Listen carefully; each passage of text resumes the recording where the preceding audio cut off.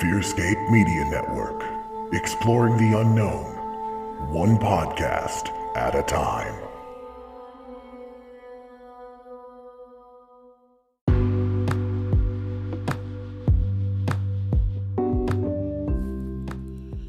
Hey everyone, Josh here from FearScape Paranormal Podcast. Have you been to our website, FearScapePodcast.com? There you can check out our store with all of our awesome t-shirts, check out guests that have been on the show, listen to the podcast directly on the website, even donate and help us bring you awesome content. Please consider supporting us. FearScapePodcast.com.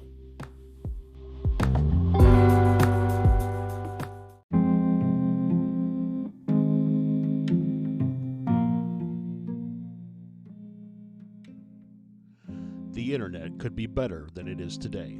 More open, private, and secure. That's why the engineers, system administrators, and designers at NordVPN have spent the last 8 years developing a security and privacy tool to bring this vision closer to reality. Today, millions of NordVPN users around the world click the blue Quick Connect button whenever they need online protection. That's a very private club. To join this club, go to FearScapePodcast.com/VPN and protect your internet activity today.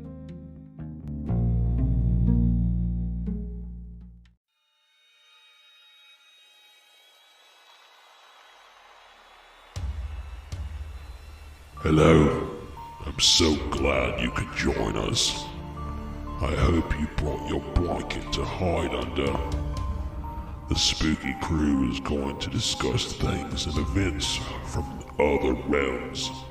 Ghosts, cryptids, aliens. Be sure to hold your blanket extra tight as the boys take you deep into the FearScape.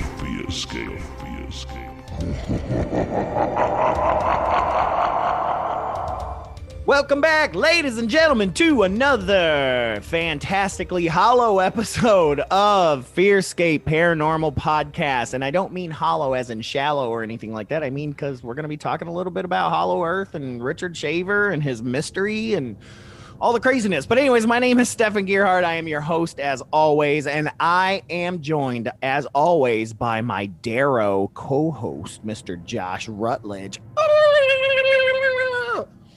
How dare you say that to me? See what I did there? I will tarot you a new butthole. That's what I will do.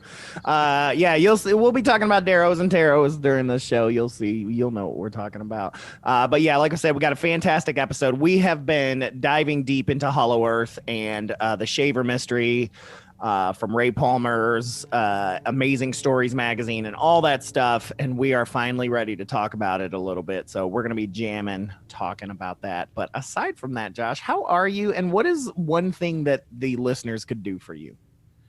Well, you know what would be fan-freaking-tastic would be if you all would review the podcast. Well, if I'm going to be perfectly honest, right? If I'm being 100% straight shooter, keep it 100, bro. I would really like it if you bought some t-shirts. Well, yeah. But my second favorite thing would be reviewing the podcast. Yeah, if you guys can get on and just get out there, rate and review and share the podcast, that would be super great. Apple, you can rate and review. And what's that one you were talking about? Spotify, Podchaser. Yeah, you can. There's lots of places you can do it. But yeah, all of that helps. Even if you just write a review and just put it on our page, that's kind of cool too. You can review the page, the FearScape Podcast page on Facebook. It's true. Yep. It's true. Yep. But yeah, so other than that, how are you doing? I'm doing pretty good. Actually, I'm doing great tonight. Loving life. You know, it's the weekend. Weekend. Gonna have a campfire tomorrow night and look at the stars and see if I can see some UFOs. Yeah, me too, man. It's I'm gonna be going up to so I went to the Grand Canyon yesterday for the third time of my life, kind of fourth if you count the first time I ever went, which is like way off in the reservation area, and it's a much smaller. Did it change? No. but it's still just as amazing. It's just as amazing every time. Had fun with that, and then I'm going up to Prescott, I don't know, they call it different things, Arizona, for my sister's birthday, and that's going to be in the middle of nowhere, and it's pretty close to one of those certified dark areas, so I'm excited. I mean, just driving home from the Grand Canyon last night, we stopped, and for the first time, I was really able to see the Milky Way. And I've slightly seen it before, but I mean, this looked like a ribbon in the sky. Don't listen to me, people. This is just Josh and I joshing with each other.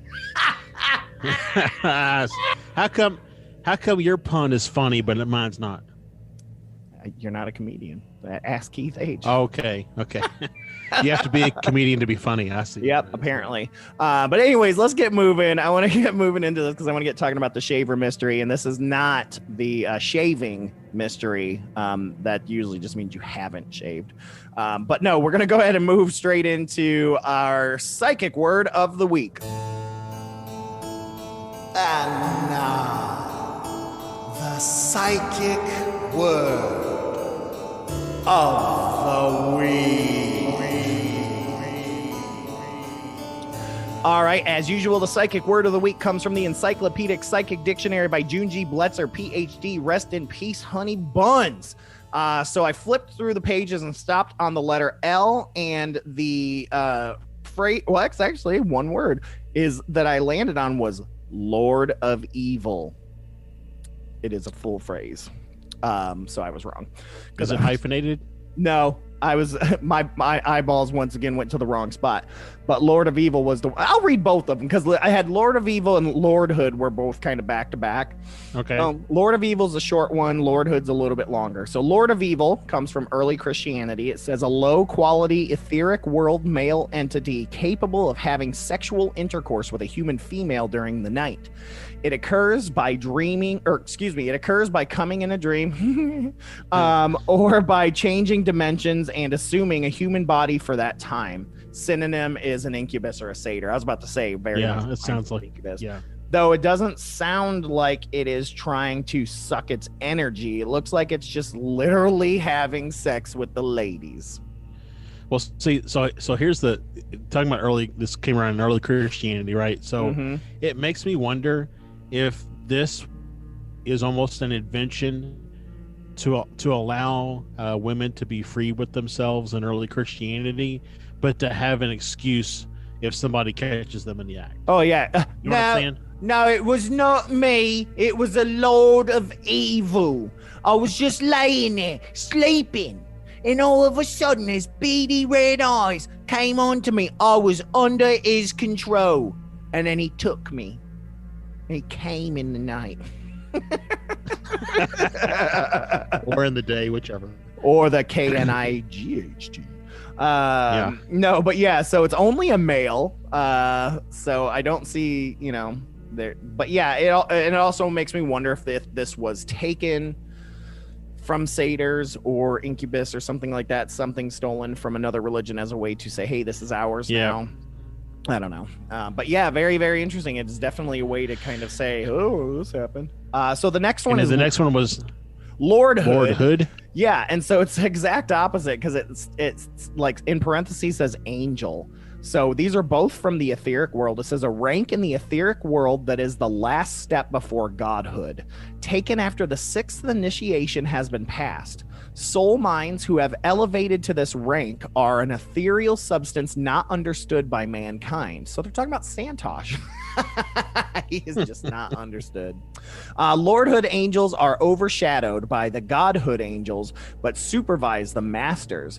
Their function is to radiate power, love, and pure thought into space, giving attention to guiding the world to help the overall cosmos evolutionary plan.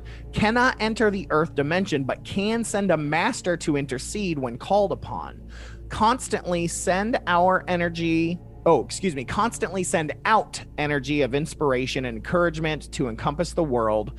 Those who have reached this step in the etheric world and have incarnated to help from this plane are Lord Jesus, Lord Siddhartha Buddha, Lord Maitreya, and Logos Osiris. So it's almost like demigod almost, but so not Lord Sidious. No Lord Sidious, no Lord Vader, no Master Vader. No. Nope. No. Wasn't Sean Connery a lord? Yes. Lord Conrad. I think.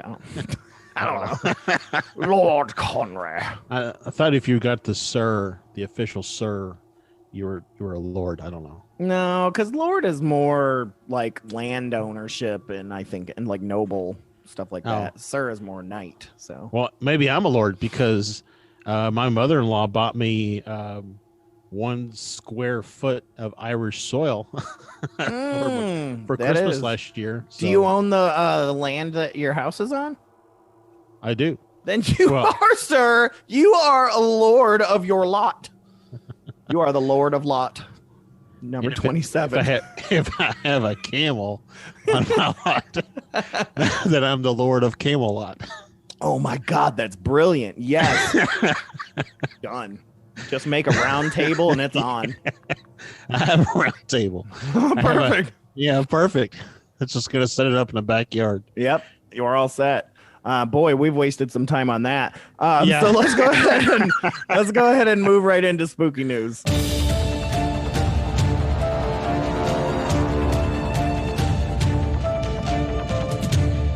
All right, so spooky. Wow, what a day. So spooky news. This one you actually sent to me, but I've seen it since then a number of times now. This is really interesting. Comes from CNN.com. Their travel section says archaeologists in Norway find rare Viking ship burial using only radar. So that's kind of neat. And no, it is not Noah's Ark. It's not the guy from MASH either. Oh, man, it's not. All right. Norwegian archaeologists have identified a previously undiscovered high-status Viking burial site featuring a feast hall, a cult house, and the remnants of a ship burial. Researchers were able to discover the findings without having to dig any land, instead using only ground penetrating radar, or GPR, to see below the surface. Now, that's the same thing they used in the Skinwalker Ranch thingamahoochie. That is on History Channel. Yep. That's also what they've used on the moon. The Chinese did. Right. Oh, yeah. Key amongst the findings from the Norwegian Institute for Cultural Heritage Research is a Viking ship burial site located on the Gjell Mound in Gjellstad, southeastern Norway. Boats symbolized safe passage into the afterlife and were usually accorded to the elite of Viking society. The GPR data showed that the Iron Age vessel measures around 62 feet long, with the ship buried between 0.9 to 4.6 feet beneath the ground surface. Lars Gustavsen, a researcher at the Norwegian Institute for Cultural Heritage Research, said, "When we're doing these kinds of surveys, it's normally just gray and black and white blobs, but this data set is so visually striking. We knew that there was something special going on there, but we had no idea that there was going to be a ship burial. This is something that is very unique." After initial tests were conducted, efforts to fully excavate the ship are now underway. And they said the mound was previously dug up in the 19th century when a lot of wooden remains of the ships were burned because people were unaware that they had meaning and they just needed them for fire to keep warm. He says it's a unique opportunity. It's just a shame that there's so little of it left. We have what we can do. What we have to do is use modern technology and use it very carefully. And yeah, it just goes on to continue to talk about that some more. But yeah, basically said this happened. This person was buried. This whole thing was buried during the late Nordic Iron Age. So this is around 550 to 1050 AD. So very, very, very cool stuff. I just wonder how much other thing, have we done GPR at Stonehenge? Right. Have we done GPR? I just watched on Netflix The Secrets of Saqqara Tomb, and you always think that we found everything, right? It's like, how could we not find everything? Yeah. We now have GPR and we now have satellites, and then here's these dudes digging up and they're finding more stuff, and they find this whole tomb with this everything, and then a very I'm not gonna give away the end, but there's still so much more out there. And then here's another one. Here's this huge historical burial, And like this thing is massive. Like I'm looking at the map of all the things that are buried there. Like this had to be a very important site. You know what I mean? It's like, it just tells me, and this doesn't even include the oceans, right? It's like, Right. What do we have? Like, can we do GPR in Egypt? Like, what's like? Well, I mean, that's like the Sphinx. That's a really good thing. Like I was watching this article or something, there's a documentary, and they were talking about how the Sphinx they've actually found that it actually goes way down into the sand. Yeah. But Egypt, you know, the government there won't let them go. It won't let them dig. So yeah, I think we might have talked about that when we recorded our Ancient Civilizations Unhinged episode. I think so. So you'll hear a little bit more about that. But yeah, the Sphinx is very, very interesting. Yeah, I mean that's one of those things where they talk about how the erosion on the Sphinx is more like water erosion than air erosion. They think that it actually might be like it might predate Egypt. Yeah, so. That's the thing. They just don't know. I don't know. It's crazy. It's crazy. I mean, even in like the secrets of the Saqqara tomb, like they talk about, they may have found in these bones a case of malaria that would predate what is considered the first case of malaria by 1,000 years. Wow. That's huge. Like if that comes out to be malaria, like that will predate the first case in history by 1,000 years. Like it's crazy, man. Yeah. So again, who knows what all we don't know. Yep. But very cool Viking ship burial. Check it out. CNN.com. Let's get into our UAP sighting of the week.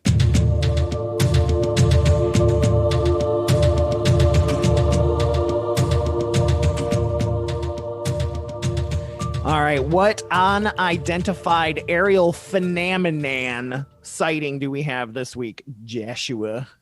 So this comes to us from this is on New Fork. Again, I don't know why. I really like their site. Everything's really well put together.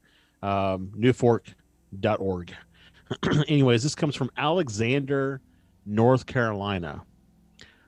This happened on October 6th. At about 2:30 in the afternoon, but it wasn't reported until November 5th. So somebody sat on it for a little bit. And again, this is probably one of those situations where, like, you know, there was some doubt and they probably did some research. Well, like, oh, maybe I did see something. Even then, they finally share the story after a week, and a guy's like, "Hey, man, you know, there's this place. It's called Old Fork. New Fork. It's a new one. It's fancy and shiny, but you can get on there and share your story, and somebody might give you a free Happy Meal." Yep, or a pat on the back.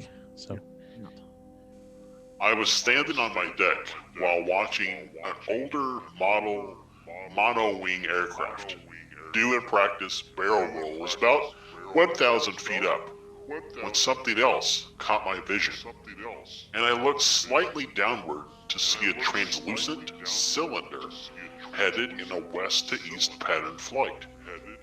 And as it entered rays of the sun, it became visible, and then would disappear, and then become visible again as it hit another ray.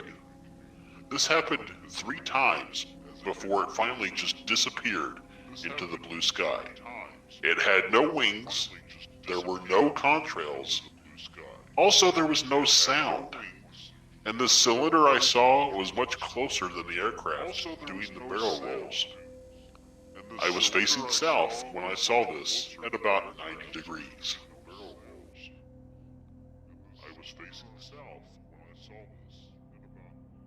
Nice. So really good description on that, and at daytime. Yeah, definitely. And something else in the sky. It's like, now I want to get a hold of that pilot. Yeah. Be like, dude, did you see you anything? Yeah. Well, but I mean, trying to copy off of you. Well, but I mean, also, like, you know, if you're a pilot up there practicing barrel rolls and stuff, you're probably not looking around a lot. You know, you're probably focused on what you're doing. Sure.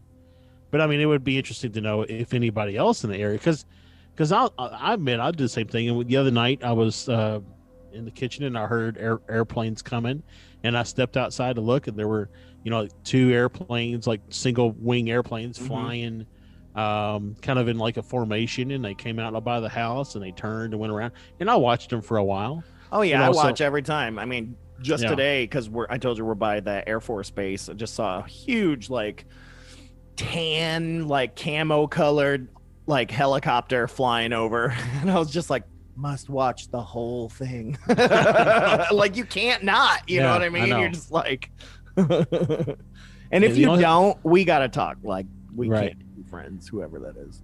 No, I'd say the only aircraft that I don't typically watch is commercial airliners. Yeah. Like, it's just, You're just like, Like- yay. Now, granted, though, when I lived in Old Louisville and I was right underneath that flight path of UPS, it was so low. Every time one flew over, we'd be all talking on the back porch and just stop and look up, right back down, because Well, they're it's- so low. well, also because when they're that low, it's so loud, just not like you can have a conversation. Oh yeah, there's no conversation. But I was always like, man, they should put advertisements on the bottom of these things, because I look up every time. Eat at Joe's. I gotta go to Joe's. Goes. Yeah, really. So, but anyway, so that's the sighting. That's a good sighting.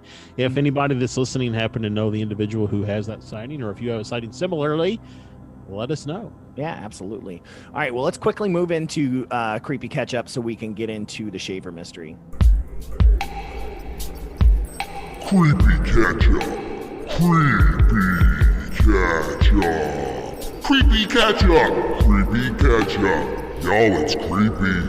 All right, so creepy catch-up, I don't have a whole lot. One, I'm not sure if I've shared on here yet. The other one just happened the other day. But of course, I've had a ton of UFO sightings already out here. But I know I talked about being up on Humboldt Mountain and feeling like something was following my sister and I. Well, Yep. I don't recall whether or not I shared on here the UFO that I saw that night that I took pictures of. Now, I know I've shared it with you and Santosh, but just in case I didn't share it on here, I want to share it again. That I saw, it was long, about the length of my fingernail. That's about how far it went, my pinky nail, about how far away it seemed to me. And I tried to take some pictures, but it was weird the way that it moved. Even though it was kind of moving in a straight line, it was kind of shaky. And then when I took a picture and zoomed in on it, I mean, it was like light that was like bent in different places and stuff. So it was really interesting. But my sister and my wife saw it. Of course, they were like, it's an airplane. And I'm like, no, look at this app right here that says where the airplanes are. There's no airplane. Well, they're mistaken. And I'm like, it's long. Okay, just going to let it go. And so, Yeah, I mean, airplanes aren't long and illuminated. no, not like this. There was no flashing lights. There was nothing. And as it got over kind of Phoenix, I expected it to kind of, if it was an airplane, I kind of expected it to dim. But it did not. The light from the city did not like dim it in any way. So, It's interesting because just real quick on that, Andrea talked about, and other people have as well, that if it is a craft, that they choose who to reveal themselves to. right? So it's interesting that you saw it and your skeptical sister and wife saw it. Yeah. Well, and it's interesting too. What was I reading? Man, I'm reading like 50 books right now. But in one of them, they were talking about, it was a UFO related book, and they were talking about how this author was talking about how he's changed his idea of sightings and things like that he was always looking for the perfect proof. He said, but there was a night he was with 6 people. 3 of them, including himself, were saying, look at that UFO in the sky. Do you not see it? 3 of them were saying, yes, I see it. They were describing it the same way. The other 3 people were saying there is absolutely nothing in the sky. And this guy was like, it is more of the mind than we realize. Mhm. And people are not permitted to see it, or sometimes if they see it, they may see an airplane, they may see a helicopter, whereas a separate group of people are going to see what it actually is, or what they want them to see it as. Like there's just so much unknown. Like that's the issue there. But yeah, you know what I think it was? It might have even been the the Mothman, the Chicago Mothman, the Lake Michigan Mothman book, because I've been reading that. It might have been in that. Like I said, I'm literally reading like 7 books right now. I get them all mixed up. But yeah, and I was like, yes, I completely agree with that. And it is. And I've been a part of that where it's like, we can see it, but the other person there is like, I don't see anything. It's like, well, that's like, several nights ago, I think I talked about this on here, but several nights ago, my family and I were out in the backyard with a campfire and stuff. And I saw like a UFO way up in the sky, and I pointed. Well, actually, my daughter was the first one to point it out and say that thing's moving. And so I looked up and I saw it, and then my other daughter saw it, and my wife was like, "I don't see anything." But it's like either she was looking too hard, or maybe it just wasn't presenting itself to her. So. Right. I've also come to find out that people that haven't seen this stuff before have this idea of what it should look like, and if it doesn't fit that, then they're not seeing it, because they're like, in their eye, they're like, no, I'm seeing a satellite slowly moving. Yeah, right. Or, they're looking for a giant hamburger-shaped object to be in the sky. And a giant, giant hubcap with lights all around it, and so they're like, no, I don't see that, because some people are very detailed. Some people are very broad in terms of the way they talk, speak, and think. Yeah. My wife and I are the exact opposite, so it's fun. Well, and if you already have a preconceived notion because of media or other people is talking about it or whatever, what a UFO is or UAP is, and you're looking for that exclusively, then you're probably going to miss the things that are not that. Exactly. But the other thing that I had happen to me, and this kind of freaked me out, I was editing the podcast the other day, and I'm just sitting here, and all of a sudden, like, I feel something grab hold of my chair and then yank me backwards into the kitchen. Like, I rolled halfway into the kitchen screaming with my high-pitched scream like I do when I get scared. No one's here. My dog's on the couch, and there's no way the cats could have done that. I mean, even the dog couldn't have done that. But, like, there was the cats weren't even in here anyways. But, yeah, it's like, I got ripped back. And that's the first, like, legit thing that's happened in this house. It was quite frightening. I kind of sat there for a minute and just didn't know what to do. It's like I didn't feel like attacked or anything like that, but I mean, I got startled. Something was trying to get your attention, though. For sure. So that was. Did you sage and stuff, or did you just let it go? No, I just let it go. Like I said, I didn't feel danger from it. So if it wants to be here and hang, it's welcome to. I didn't feel anything bad. You should set your mic up one night when y'all go to bed and just let it record into Audacity with the live mic open. That's a good idea. And see what you catch. Yeah, that's scary and awesome all at the same time. It's like, hey, it's your Grandpa Bob. I just wanted to say that underneath your room I had a treasure chest. And I'm like, no, we don't. That house has been torn down. Too late. Yeah, really. But no, I thought about doing that here, about just, setting my mic up in the basement and just record all night into Audacity and see what I catch. Yep. So turn that volume all the way up.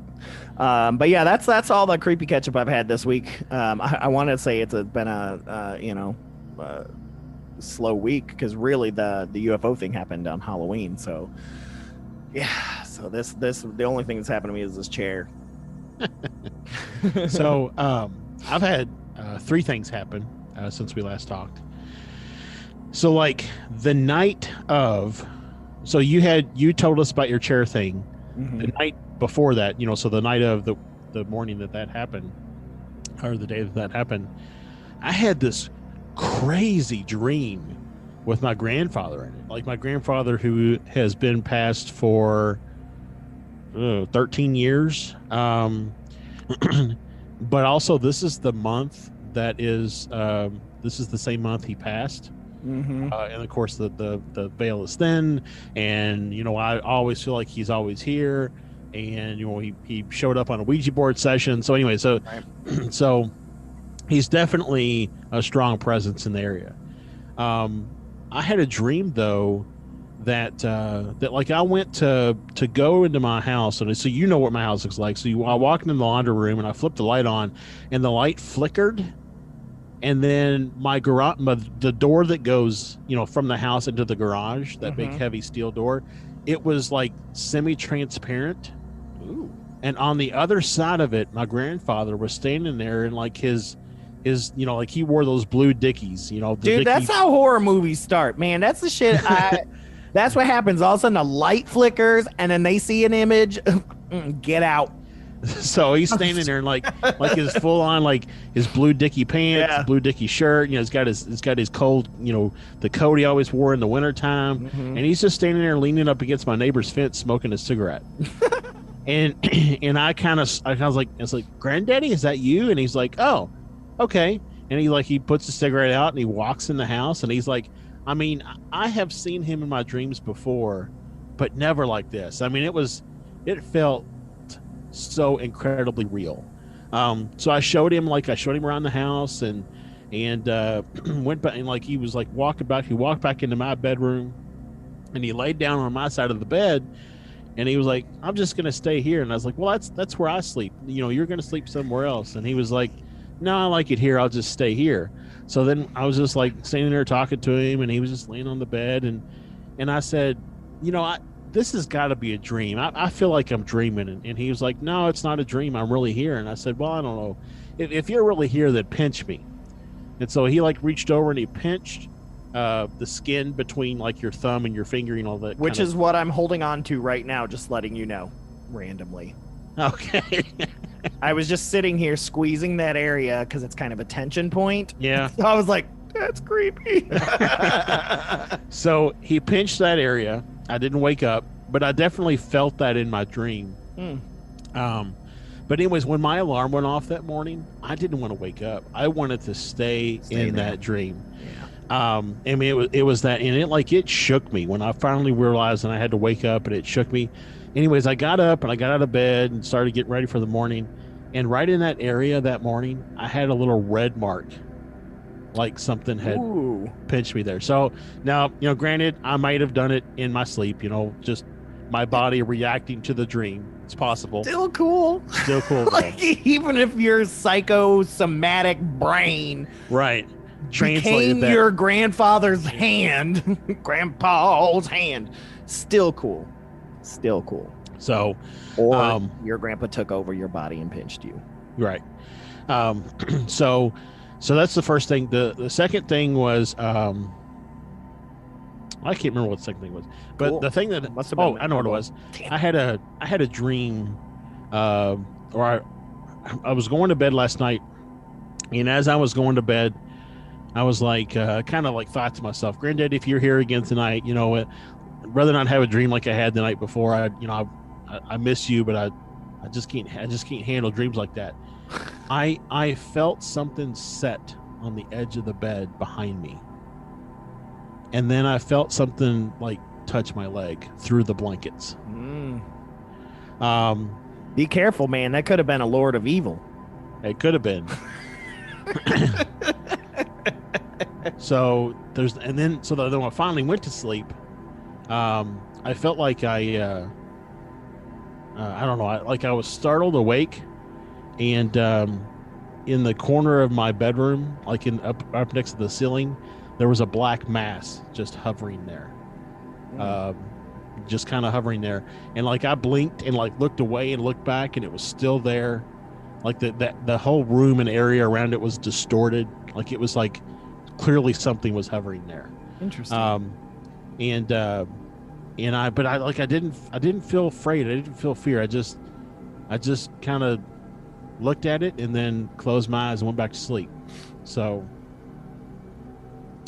yeah, so that's my 3 creepy catch-ups. I'll say that, I feel like I'm like an echo here, but as I continue to expand my mind, more and more of this stuff just is seeking me out. So right, yeah, that's how it rolls, man. That's how it rolls.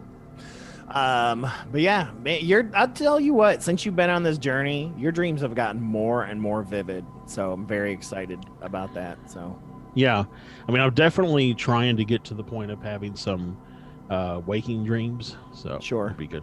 Sure. All right. Well, let's get out of here and get to a quick ad break so that we can come back and try to Scooby-Doo solve the mystery of Shaver. Hey everybody, Stefan here. Wanted to let you know that this episode is sponsored by the great folks over at Box Mountain. Box Mountain is a subscription box service that has my favorite subscription box yet, the Cryptid Crate. Josh got one of these for his birthday this year, and let me tell you, I was super jealous. It was packed full of merchandise pertaining to cryptids. The box he got was all about the Flatwoods Monster, and it had this t-shirt, a book, a patch, a mug, and some awesome stickers. And let me tell you, it was well worth the value. These make an excellent Christmas gift that keeps on giving all year. If you use coupon code FearScape, you get 25% off the first month for any new subscription or 10% off on an individual purchase. So head over now to fearscapepodcast.com/cryptidcrate to get yours.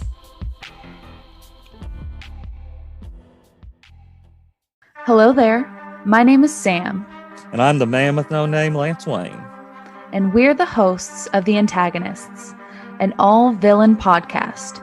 You can join us every other Thursday for a new episode as we discuss all of your favorite villains from books, movies, and more. Are the villains you love to hate really as wicked as they seem? Tune in and find out. You can find us on all major podcast platforms or join us over on fearscapemedia.com.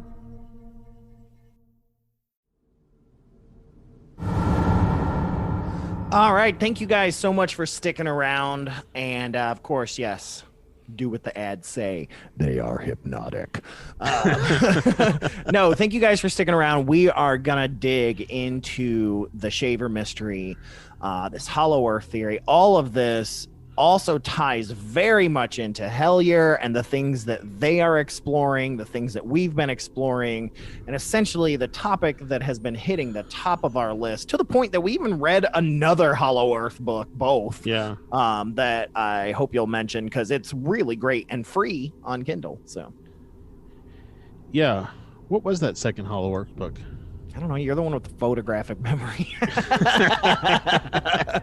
Oh, I remember what it was. It was Like, that Journey. Yeah, man, I'm not gonna remember. It had two titles. That was the one thing I remembered. I'll But look it up. anyways, yeah, we'll look it up and talk about it here in a minute. Yeah. But yeah, so Richard Sharpshaver is his full name. It's ridiculous. Yeah. It's funny because as part of the intro to one of his books, I remember Lemuria, he talks about how his parents had a sense of humor to give him the name Richard Sharpshaver. Mm-hmm. And then he talks about how he got teased so much about being a sharp shaver. Now, this was back in the 40s. He was like, "Oh, you're just a really sharp shaver," and of course my mind and everything. I immediately, when he started talking about getting teased, like, oh, they probably called him like Dick Shaver because Dick is short for Richard. But no, that's not even it at all. It was Sharp Shaver. You're just a sharp shaver. Yep. Oh, Sweeney Todd looking ass. So, but yeah. So Richard Sharp Shaver, man, he.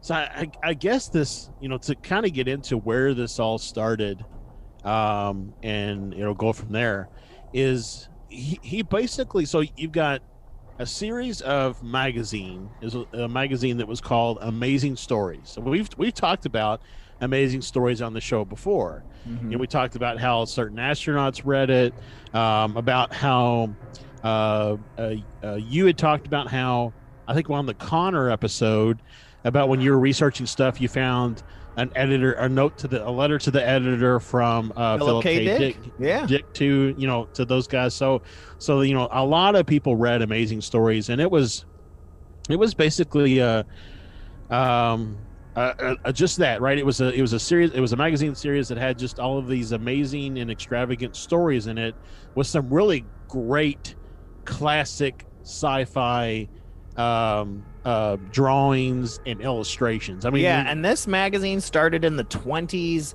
all the way into the 40s, like before Shaver showed up. I mean, it already had 20, 30 years of amazing old school sci-fi that was very much inspired by the likes of H.G. Wells and folks like that. I mean, just the illustrations in some of these, I would love to have as like Oh yeah, posters on the wall. I mean, they're just and these are hard to find, man. Like every time I go to like a big used bookstore, like I look for these old amazing stories. They're just I can't. It's hard to even find like a collection. The best that I've been able to find is via the Internet Archive on there, which is archive.org. Like I've been able to find a number of the magazines digitally that people have digitally put in, and I've read. I actually found, it took me a while, but I found Shaver's original story and stuff like that. But it's cool reading these old stories, especially the old advertisements are great. I know. Yeah. They're great because they're different. They're not like the comic book ones, but they kind of are.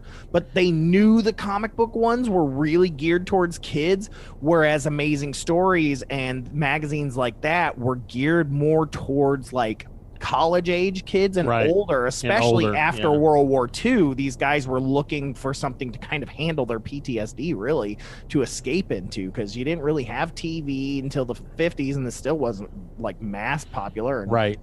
I mean, you had radio programs a little bit. Yeah, and there wasn't a ton of sci-fi movies out there in the 30s and 40s, so it was rare. But anyway, so you've got this magazine called Amazing Stories, and so back in the ripe old year of 1943, Mr.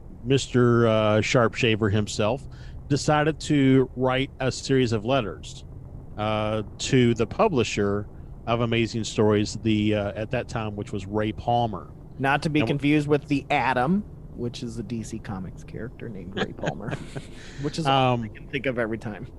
Which, if you small, think, though.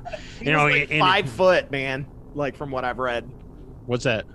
Ray Palmer. He was Palmer. Indeed like a really short guy, and so he kind of had short guy syndrome. That's why he was really very aggressive in trying to get things out there and to be noticed and stuff like that, because that was part of who he was, his personality. Now, if you recall back, I think we talked about it a little bit when we did the interview with Alan Greenfield, but Ray Palmer was also a bit of a prankster. Yes, and I mean, he was selling magazines, right? And so there's a little bit of contention and even conspiracy around, what did Shaver write versus what got published.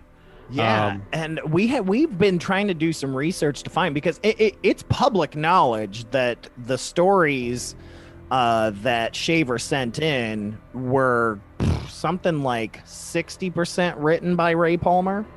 Yeah, so the numbers that I've got here are Shaver's original letter was 10,000 words, and it was titled A Warning to Future Man. Palmer added 20,000 more words. Right. So 2/3. And retitled it to I Remember Lemuria. Yeah. And he did that for all of the future stories that Shaver sent in as well, these things. And eventually he got to the point where he was helping Shaver craft these stories as well. And it did eventually become pure fiction. Right. But Ray because Ray was told by his publisher that no one will ever buy into this or anything like that. Right. That the only way this will even work is if you rewrite it to kind of fit some of the tropes of the time, which Lemuria, Atlantis, that was Mew, that was all huge at that point. Right. I think in researching Lemuria and all that kind of stuff, I even came across a recent publication from a doctor, I can't remember her name, that talks all about the lost continent that is referred to in the stories as Mew, but she refers to it as Pan. Yes, there's a lot of things. It's interesting because, I feel like at this point, I don't know how much we're going to dig into Lemuria, because that's technically probably a great episode on its own.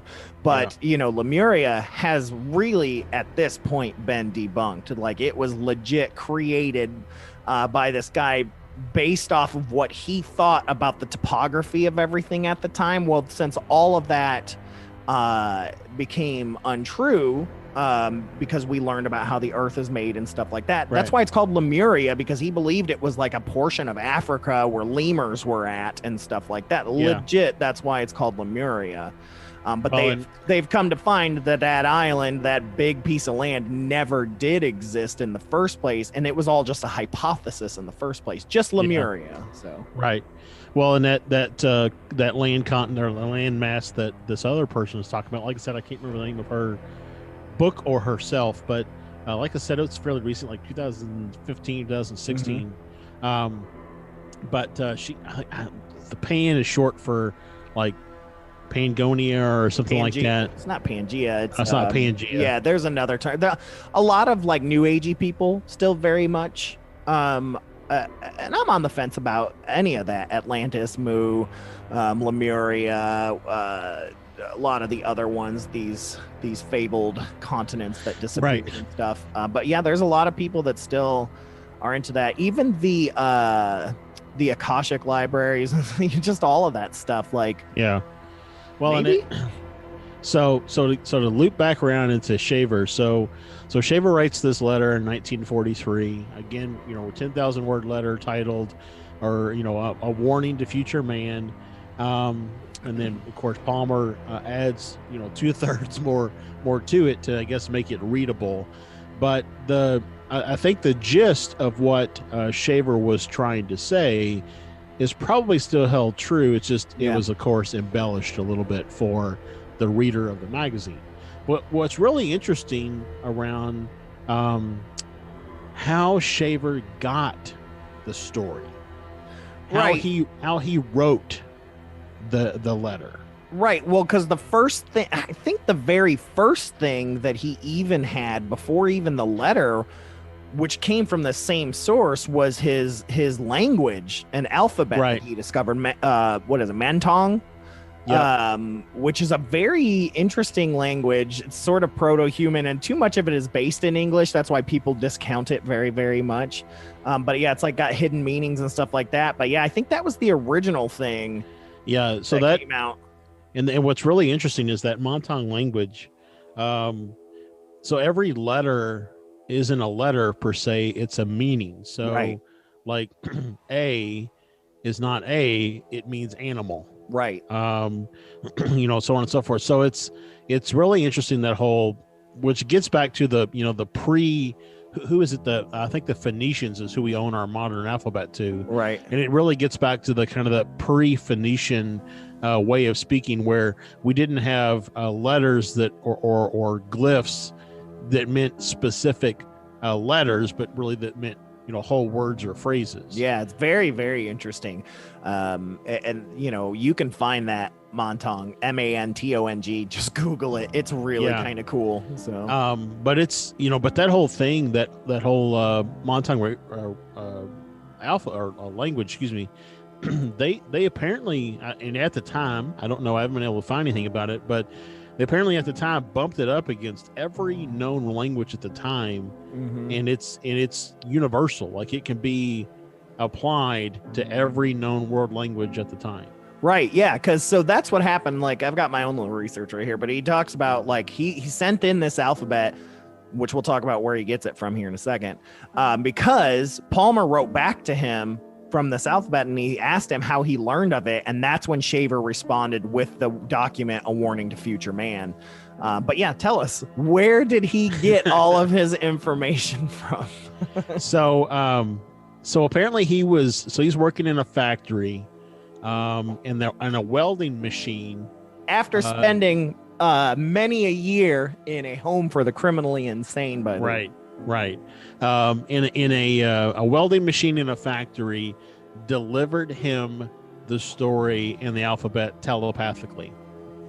Yeah, it was almost like he could, when the welding machine was working, he could hear and see certain things. So there's almost a little bit of pyromancy happening in terms of the seeing things, but then he was able to hear this like signal, so to speak, that was picked up through the machine. Well, and I'm gonna, I've been thinking a lot about it over the last couple of days, and I, there's a lot to be said. And in fact, I think I know the government, the CIA, kind of experimented with this back in the the 60s and the 70s, but the whole idea that you can get people to either be hypnotized or recall information with the flashes of light, like flashes of light and sound. And so when you think about a welding machine is not like a person using a welder. It's not a single, person. Yeah, he was like on an assembly line type. It's like, sparks, like psh, psh, psh, psh, psh. And it could be that flicker of light that somehow put him into a trance that allowed him to receive this information. Yeah, I give him a lot of hell, but just because it's fun. Yeah. But yeah, it's possible. I mean, you got a guy that was, like I said, for many, many years, he was into a home for the criminally insane. He had psychiatric problems. He was kind of misdiagnosed. He should not have been in, but those homes were so different back then. I mean, they were a catch-all. Yeah, they shoved anybody that had any issue into these things, but he was there for quite a while. I mean, like 10 years or something like that. And then it was like in the 40s is when he was just like, that's when he's like, I need to tell everybody what happened in the 30s. Right. so it's interesting, man. Which, I mean, if you think about it, I mean, if you had those experiences and all of a sudden this rush of information that you knew 100% to be true, but yet anybody you told about it thought that you were crazy. I mean, it'd be hard to then people don't have the platform that you and I do right now. I mean, we don't, there are so many people in today's age that are willing to come forth and say these things. And there are so many people who believe them. Yeah. But in the 30s, that just wasn't true. Yeah.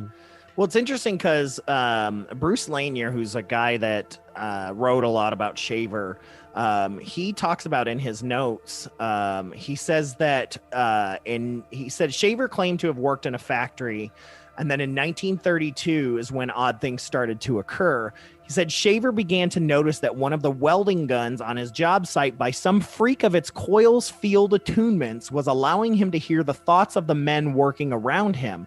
And then, more frighteningly, he then started receiving the telepathic record of a torture session conducted by malign entities in the caverns deep within the earth, and then it goes on from there. Yeah. And that freaked him out so much that he ended up quitting his job and became a damn hobo for a while. Has a rucksack with some sandwiches in it and hopping on a train. Like, that's what this man did.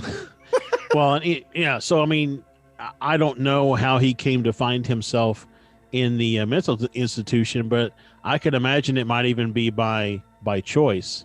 Sure. I mean, at that point in time. So, but yeah, so to go on to what is kind of included in that 10,000 word letter and subsequent letters is his I don't know, recollection is not the right word. His telling, I guess. Telling, or I would even say the information that was passed to him about the people that live underneath the surface of the earth. Yeah, so and essentially how they got there, because this is essentially an origin story. Right. I remember Lemuria's. But I mean, it's talking about how they live in, there's a broad civilization at various depths of caverns underneath the Earth's surface.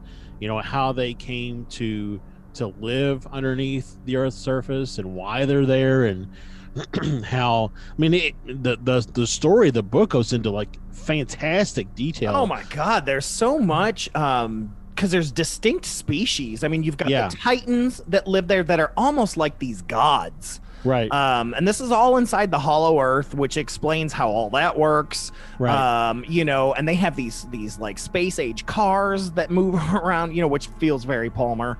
But like, yeah, the Titans, and then you've got kind of your regular guys, and then you've got your Deros, which are and you kind of see how the Deros become the Deros we know of today. Right. Well, don't forget the you got I can't think of, I'm totally blanking on it. There's a group that their entire focus is on the preservation and longevity of the species. Yes. The Technicons, I think is what they're called. Technicons. Wow, what a great name. And then you also have like different species of humans too, because you have like satyrs, like, so you've got them that are like fawns, you know, almost like Pan style types, because the main character ends up like hooking up with one of the chicks with deer feet. Well, and I'm trying to remember what those are called. They're like not terraforms. What are they called? Yeah, I can't remember either. I got it right here. The Technicons create veriforms is what they're called. Veriforms, that's right. And so, like, you know, there's a part where the main character, which is I should know, Mitten Beyond or something like that. Yeah. But he's walking around and he sees a chick that's got like from the waist up is just the normal human, from the waist down is a snake. Yep. And he basically talks about how you know, the Technicons have created animate, intelligent hybrids of every race that space crossing had ever brought into contact, from planets whose very names are now lost in time. And to get another callback from last week's episode, I think it was last week, that snake lady, she ends up in the Golden Child.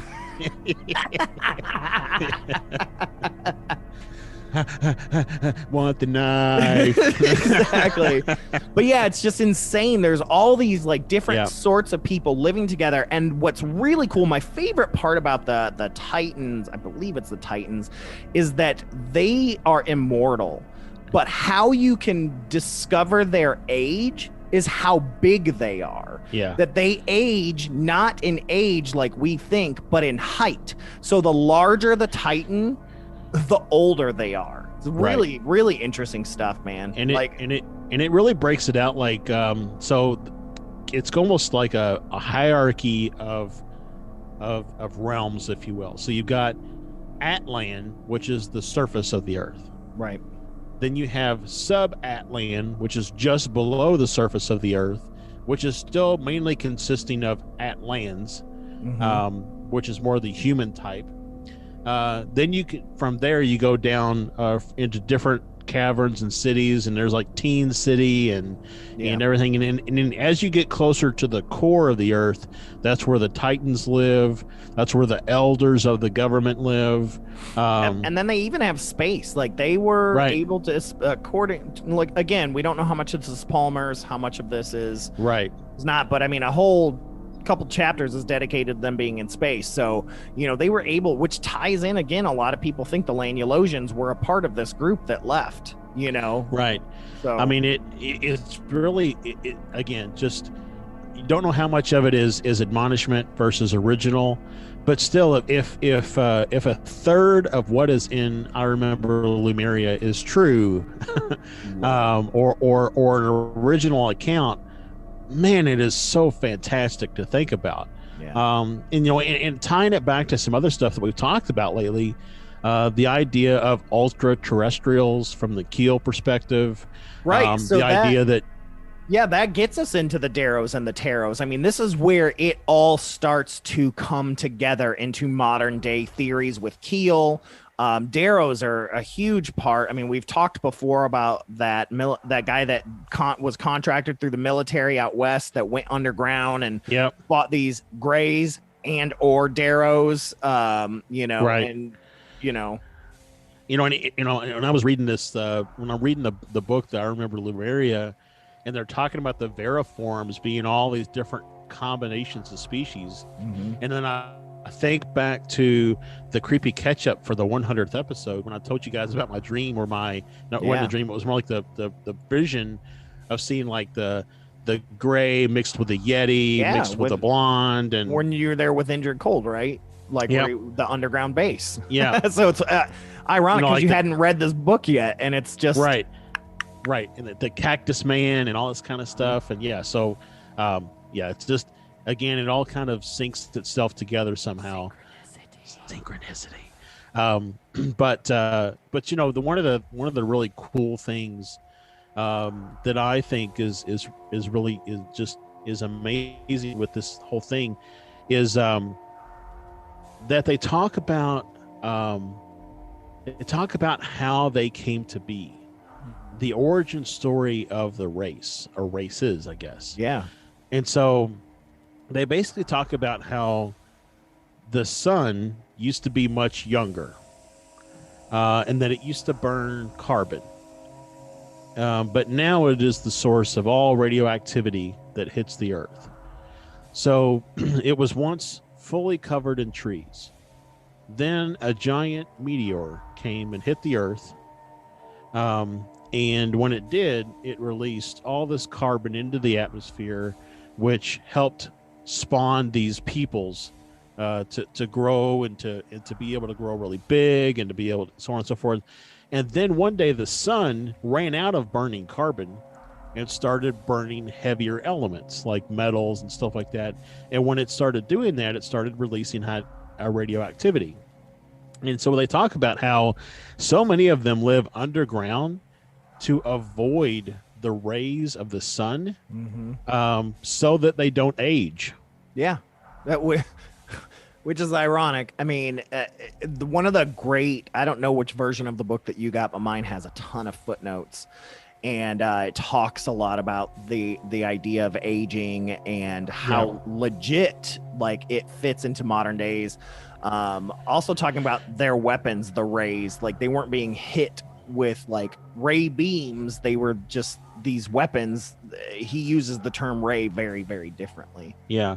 I mean, but so the whole idea though that that the sun produces radiation and that's what causes you to age is exactly true.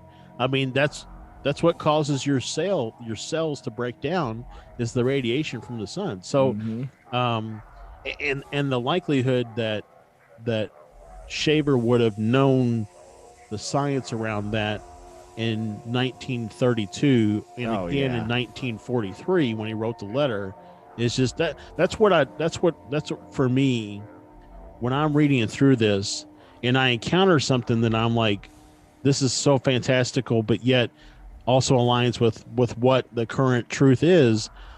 I immediately go back to, when did we know this truth? And if we didn't know it in 1943 or 1932, then that means that Shaver came up with it on his own or was told about it. So, it's the whole idea about where we were scientifically. And, in 1943, did we know that these sun's rays were so incredibly harmful, and that's what causes us to age? So. I don't know. They still thought smoking was good, so... That's true.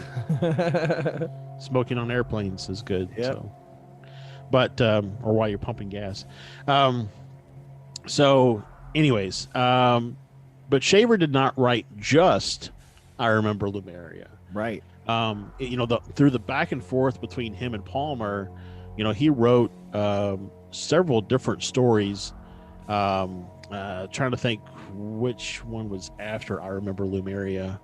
I think it was the Mine Rovers, I think was next.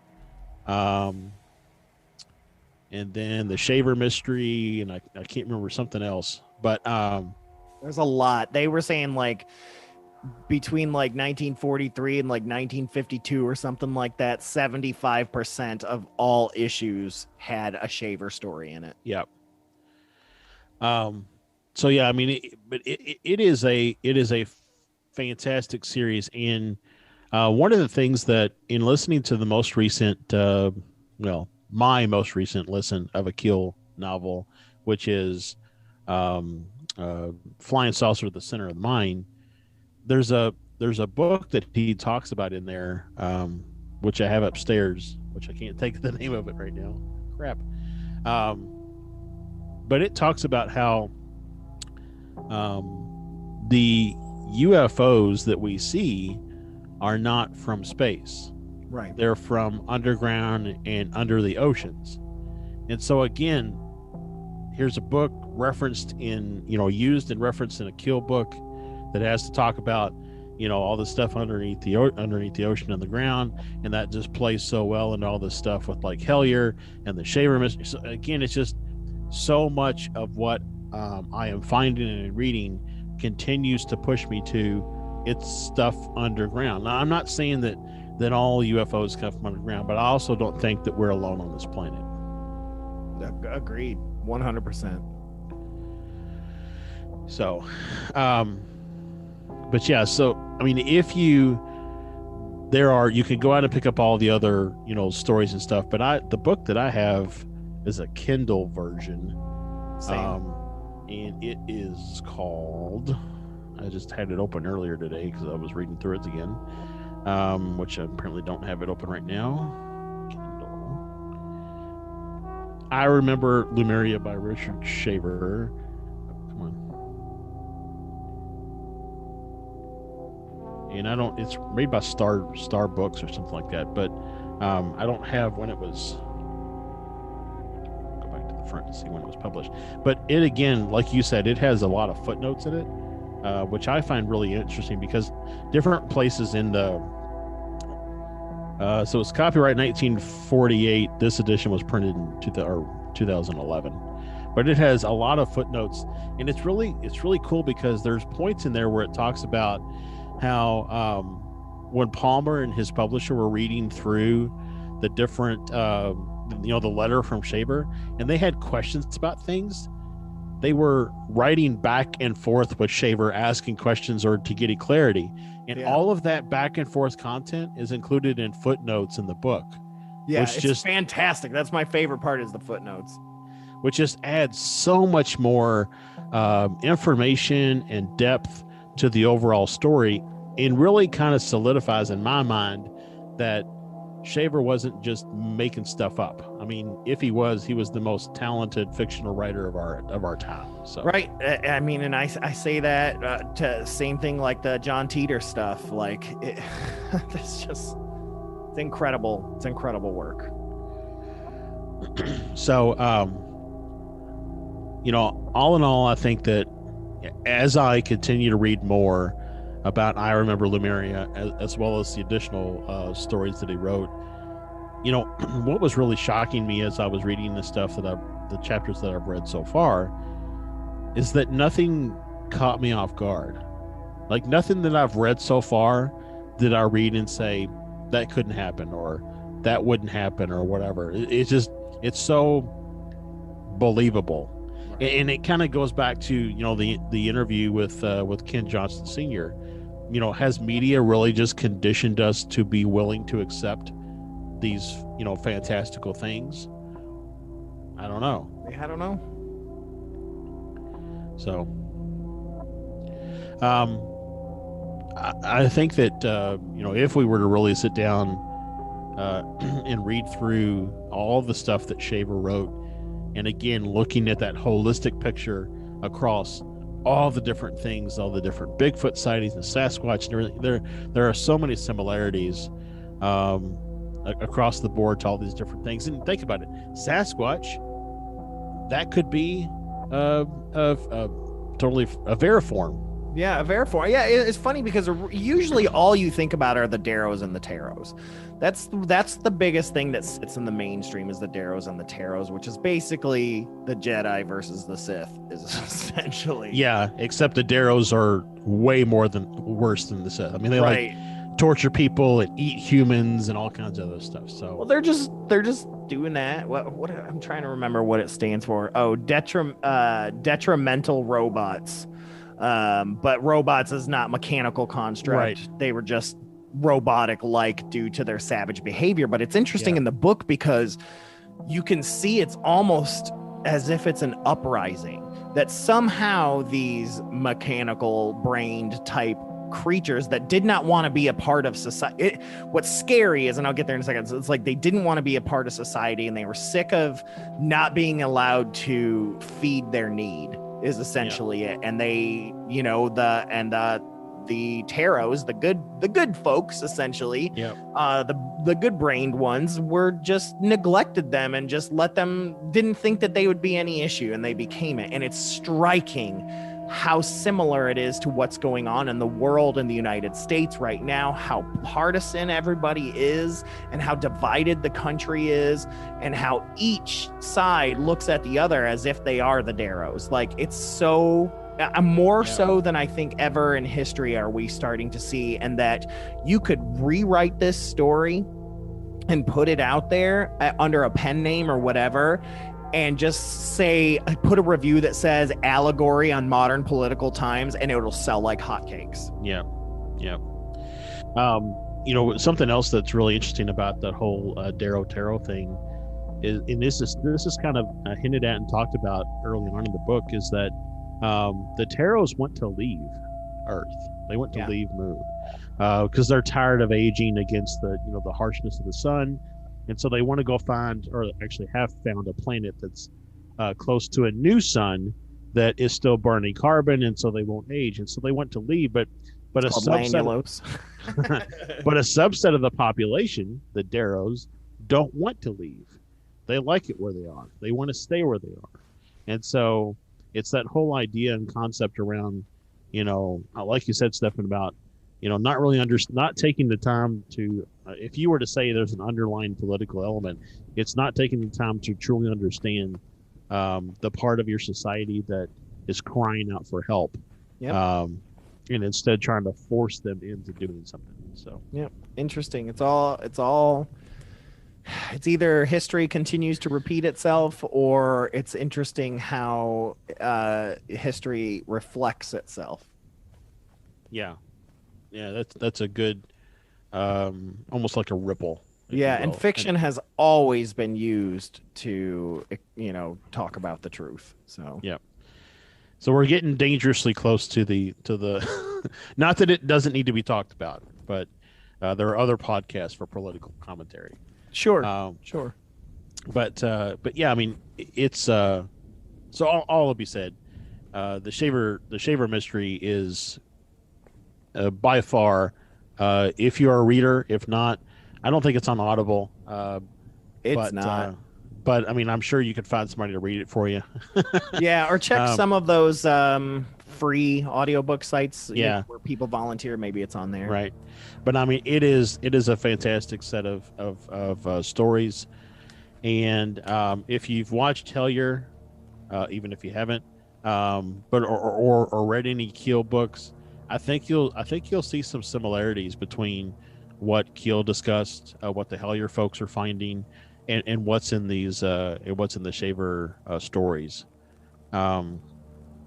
Yeah, it's interesting, and I mean, Shaver influenced a lot of folks, UFO researchers, all sorts of different stuff like that. I mean, a huge movement happened due to Richard Shaver. There's the article that I've got here says that the Shaver mystery was the UFO phenomenon before the actual UFO phenomenon. Yeah, because this hit before Kenneth Arnold's claim, as well as Roswell. Yep. I mean, this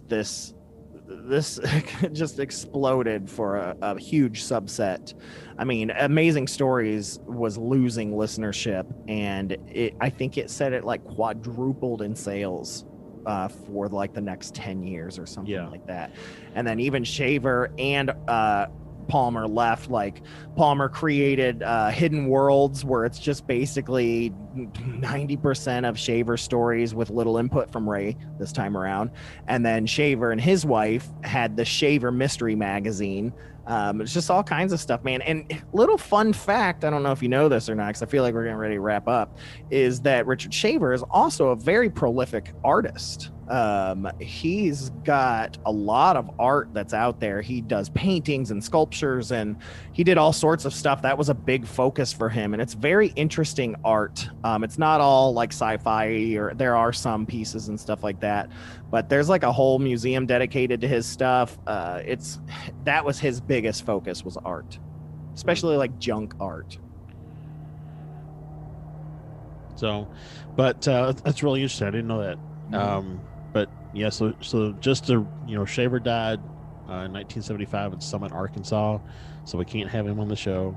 No, and ironically, I don't know, another fun fact, I don't know if you know, is that him and Ray Palmer ended up buying farms right next to each other because they became such best friends throughout their lives. They ended up buying property right next to each other so that they lived next door to each other in their later years. You know what? I mean, not in an attempt to make money, not in an attempt to defame the stories of Amazing Stories, but just to be able to read the original manuscript. I would give so much to be able to see and read. Yeah, so if you're listening out there and you have access to that original letter that has been untouched by Ray Palmer, let us know, because we would kill to read just Shaver's version. Not literally. I mean, don't take that as an offer. Literally. I will kill so many Deros to get my hands on that manuscript. I will kill a bag of Cheetos to get my hands on that manuscript. Yeah. So very interesting. But it says here, I wanted to say this, like, it says during the last decades of his life, Shaver devoted himself to rock books, stones that he believed had been created by these advanced ancient races and embedded with legible pictures and texts. He produced paintings. This is where we get into his art stuff. He produced paintings based on the rock images and photographed the rock books extensively, as well as writing about them. Shaver posthumously has gained a reputation as an artist, and his paintings and photos have been exhibited in Los Angeles, New York, and elsewhere. So I've looked up, like I said, I think there's a website that shares, it might be Shavertron, I'm not sure, .com, which is a great website, but I would check it out. But yeah, I mean, there really is a lot of detail about Shaver out there. I mean, most everybody kind of has the same information, but they all kind of put their own little, influence on it, if you will. Yeah. But I mean, like I said, he wrote for years and years and years and years and became a phenomena. Had a club, like the Shaver Mystery Club. I mean, he would be a celebrity in today's terms. So if he had a YouTube channel. For sure. So anyway, so I think that's a good place to kind of wrap on Mr. Shaver. I think we might, it would be interesting, I think, Stefan, to come back and visit it again and really dive into I Remember Lemuria and the other stories, and actually kind of do more of a synopsis on the other stories and kind of what of our learnings and what the different similarities are. Oh, yeah, because I mean, this is something we have been nonstop digging into. Here's these. So there's a Shavertron.com is like the largest just compendium of Shaver stuff. It's really interesting, and they have their own like publishing books and stuff like that. And so they've got 2 books of his art called Rockfogo, and it's ROKFOGO, Volume 1 and Volume 2, and then just a ton of other stuff. I think Richard Shaver's son does a bunch of stuff. I mean, it's just insane, the stuff that's out there, man. Like we're saying we could do 20 episodes on Richard Shaver, and that just doesn't even scratch the surface of all the stories that he's written and everything else. So yeah, definitely get out there and check out I Remember Lemuria, because then there's War Over Lemuria. I mean, it just goes on and on and on and on and on. But I Remember Lemuria is the OG, and go play with the alphabet, the Montong, as well. Oh yeah. And if you're a Hellier fan, go play with the alphabet and compare it to the Terry Riss stuff. Yeah, definitely. Because I mean, Terry Riss talks about fighting some Greys, or was he talking about Deros, or is he a Dero? Like, that's stuff we're thinking about all the time, Greenfield. And Greenfield does not disagree. So yeah. So there's a lot of similarity there between what's being discussed lately with Hellier and just what we are discussing lately with the show and our own journey. So, yeah. All right. Well, let's get out of here then. Thank you, Josh, for the information on the Shaver mystery. So before we get out of here, of course, we want to get into our listener story.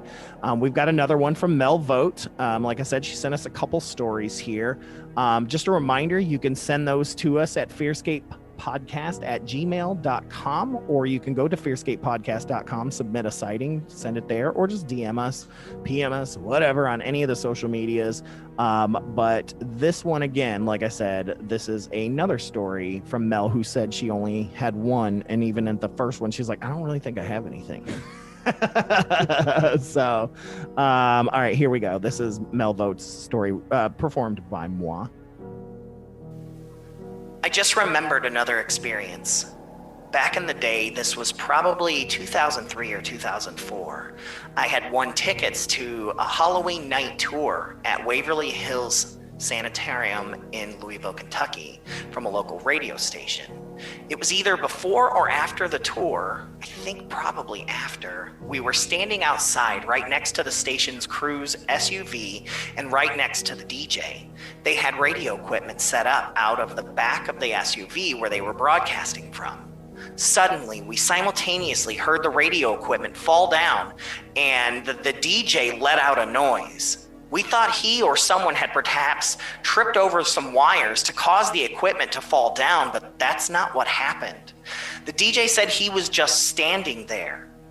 And I believe he even said he felt like he was pushed or shoved. Seems like someone wasn't happy about us being there. But it wasn't anyone that was still living, that's for sure. Nothing else happened on the tour, but that one experience was enough. The DJ said he couldn't comment, I guess since he isn't a member, but here's what he said. He said, I think your story is pretty close, but it was George who dropped stuff and said he was pushed. I was standing nearby, and it was super early in the morning out at Waverly, probably 5 or 6 a.m., and we were setting up for a broadcast. And George stuck to his story days later. We told him he was just clumsy. So I guess it was the other DJ, George, and it must have been before we started the tour, but I remember now we were standing outside the entrance, and the start of the tour walked through where the haunted house was even set up. Even in daylight, the place is just plain creepy. It still gives me the heebie-jeebies. Yeah, so, Waverly always has creepy stuff. Like, that's just the legit... It's just Waverly. But what's really interesting, it's like, if they were there at the start of the tour and they remembered hearing that stuff, yet the other DJ's like, no, that happened at 6 a.m. Were they hearing an echo? Like, what an interesting... I mean, this goes back to us talking about in the beginning of the show, where it's like, do certain people hear or see certain things where others don't? It's like, did that happen? But later on, they were meant to hear that for some weird reason, right? So I don't know. Yeah, that's really interesting, and it really gets back to the whole idea around what Waverly is so hyped, right? Mm-hmm. And so sometimes normal sounds can sound also like extraordinary sounds, So I don't know. I'm always, I don't know. For me, I am skeptic about what people report at Waverly, just because you go there expecting so much to happen. Yeah. It almost makes you wonder, do you subconsciously manifest it yourself? Yeah, who knows? And here's someone that we know and trust, and it's like, this happened during the day to them, and they were just going to the fake haunted house, not the actual tour of the building. Right. Like Waverly does a haunted house every year where they, classic haunted house. So very, I don't know, man, like that is just, that's a very interesting, some time bending happening, I think. Yeah. So, I don't know, but again, just a reminder to everyone, send in those listener stories. You can submit a story. Hell, we even have a phone number that you can call and leave a voicemail. That information is on the website, fearscapepodcast.com. So get out there, send us your stories. We absolutely love them, and we love sharing them, and we believe you. But Josh, we got to go. We got to get out of here. So just a quick reminder to everyone, please check out fearscapemedia.com so you can check out all the great new podcasts that are available on the FearScape Media Network. We've got some other ones coming up soon. There's going to be a lot of new great stuff. So make sure you check out all of that. Make sure you go to fearscapemedia.com/store so you can get those t-shirts Josh was talking about. Yep. So, we're actually, I think we're going to be shifting stores a little bit. We got some amazing things coming. Mm-hmm. Blankets, bags, socks. Yes, I'm going to be buying some socks. Yeah, it's going to be just in time for the holiday season. Yep, that's right. So be on the lookout for that, guys. But we are going to get out of here. Thank you guys so much for tuning into FearScape. We love you guys so much. Our blanket huggers are the best. So this has been Stefan, and I will catch you on the flip side. This has been Josh. The truth is out there. And remember, folks, hold those blankets extra tight because things tend to get spooky when you're listening to FearScape. Good night, everybody. Good night.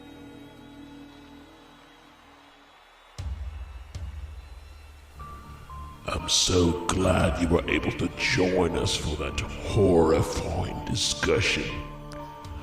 I hope they didn't frighten you too much. Tune in next week for even more research into the nightmarish and haunting creeps and spooks that we tell ourselves don't exist, but we know they do. Make sure you have your blankets, that you hold them extra tight. Next time on FearScape.